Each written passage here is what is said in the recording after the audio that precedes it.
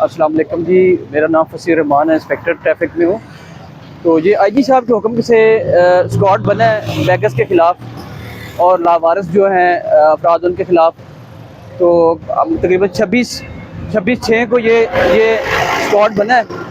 मेरे साथ ये दो जो है वो कांस्टेबल, एक ज़िला पुलिस का सामने जो जा रहे हैं बच्चे, और एक गाड़ी हमें प्रोवाइड की गई है।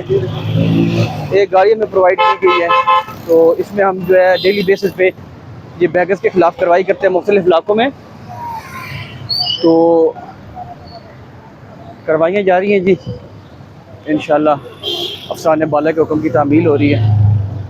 इधर इनका जो बालग अफराद हैं इनके ऊपर हाँ जी, जो बालग अफराद हैं इनको हम पकड़ के फिर मुतलका थाने में देते हैं। 9 वैकेंसी एक्ट 1958 के तहत इनके ऊपर मुकदमा दर्ज होता है, ठीक है जी।